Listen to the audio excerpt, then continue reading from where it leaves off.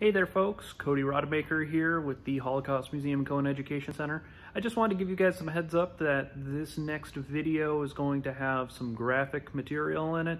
The images selected for the exhibit related to Buchenwald are particularly graphic, so please do keep that in mind as you watch, and we look forward to seeing you in the museum. Take care. Hi there folks, I'm Cody Rademacher. I'm the curator here at the Holocaust Museum and Cohen Education Center here in Naples, Florida. Today we are continuing our series of films on our temporary exhibit, Through Their Eyes, the Liberation of Concentration Camps. This is part of our programming that is connected to the commemoration of the 75th anniversary of liberation. So today we are going to focus on a camp that we have some unique materials for, and also has had some unique stories connected to it in general, called Buchenwald. Now, Buchenwald ended up developing into a full camp network. About over 80 camps actually were part of it. So let's actually first take a look at what's going on in the main case in the panel here. So, like our other major section, Dachau, we actually highlight two quotations from both a survivor and a liberator. So as you can see here, we've highlighted local liberator Irving Burzum, who actually helped liberate Ohrdruf, which was a subcamp. And we also highlight local survivor Leonard Katz, which we're going to talk a little bit more in just a moment. Now, Buchenwald concentration camp was actually established in 1937, originally for political prisoners such as communists. And from there, it actually started to grow, started getting a more diverse prisoner population, especially Jews after Kristallnacht, where over 10,000 people were imprisoned there because they were Jewish. So this camp system grew, this camp system developed, and it gained a more diverse prisoner population. And it has some unique stories connected to it, both its camps and its subcamps, actually. The main camp actually has some great stories of resistance, in particular leading up to liberation.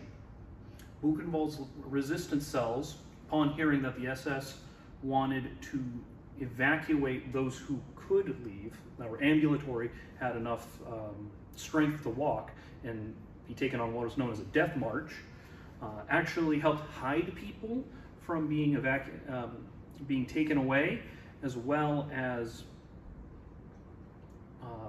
resisting everyday activities that help sort of keep a track of people, such as roll call. And eventually, hours before liberation by the Allies, the Buchenwald camp was actually had a revolt at it by the resistance groups within. So they actually took over the camp before the U.S. armies actually liberated it. And one other thing that actually makes the Buchenwald network stand out is Ohrdruf, one that was liberated by Irving Burzum and others. And that is actually because that is the camp that General Dwight Eisenhower, Omar Bradley, and Patton actually visited, or actually toured. So when you hear about Eisenhower being a witness, he was actually witnessing Ohrdruf subcamp and actually toured that with actually a guide who was a survivor. So let's take a look now at what's in the cases. Let's actually start with local survivor Leonard Katz. Leonard Katz has a pretty unique story connected to these photographs. As you can see here in the photographs, he took pictures of the main gate, what appears to be the crematorium, human remains, as well as like the barracks and even survivors.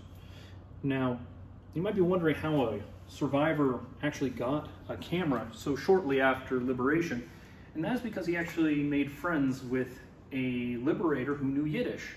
So they actually spoke for a little while, got to know each other a little bit, and the GI actually said, "You should take some photographs." And Leonard was like, "Well, I don't have a camera." So a little time passes, and the GI shows up again with a camera and film and gives it to Leonard, and who then takes pictures of not only Buchenwald, but his early post-war experience. So he actually takes pictures of not only his time in Buchenwald, but displaced persons camps run by the United Nations, as well as his immigration to the United States. So we're very grateful to Leonard for donating not only photographs of his liberation, but also of his post-war life. So let's take a look at another piece here. This is actually a lent item from local Paula Iacampo. That name might sound familiar. We actually worked with her closely to make a temporary exhibit called Dearest Pauline, which highlighted her grandfather, Dr. Price Duff, and his letter collection that he actually had sent to his wife during the war. And Dr. Duff was a prolific writer, almost every day for quite some time, but there was one distinct gap actually in his letter writing, and that was from early April to April 27, 1945. And based on not only the letters and the information on the letters, but also some of the other materials in his collection, we believe it's because he was actually trying to help and save lives of Buchenwald survivors. And he talked quite a bit with family members about his experiences trying to treat these people, regretting that they couldn't get there sooner. And that's something you see quite a bit with a lot of liberators, especially medical teams, is that they wish they could have gotten there sooner, because even a few days with the condition those people were in could have saved lives. So we're really appreciative to Paula and her family for actually letting us utilize this letter once again. We got one more section connected to the main camp of Buchenwald, and that is the Richard Georgian collection. So the Richard Georgian collection is actually a series of photographs by Louis Schuck, who took pictures very shortly after liberation. So like a lot of liberator photos shortly afterwards, showed a lot of human remains, including what is actually a pile of human bone. But one I want to highlight is actually a 1-to-1 size image of the banner that the Polish prisoners actually created for the Allies that were coming in. So we wanted to show that not only that these items have a wide variety of content to them, but also a wide variety of sizes.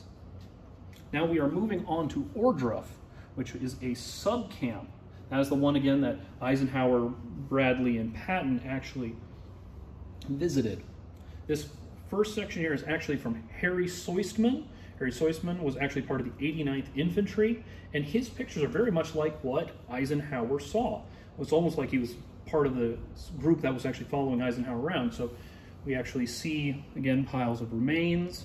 We actually have a tour being done and examples of some of the facilities done by a survivor, and then a rather grisly grill structure that was produced by the Nazis to try to burn bodies, and they made this using railroad track. It wasn't really efficient, didn't work really well, but it was a really striking and really powerful image for many of the survivors and the liberators there, especially Generals Eisenhower, Bradley, and Patton.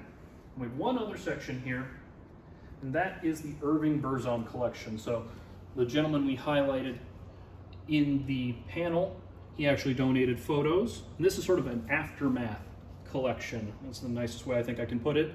And they actually show how the people who liberated Ohrdruf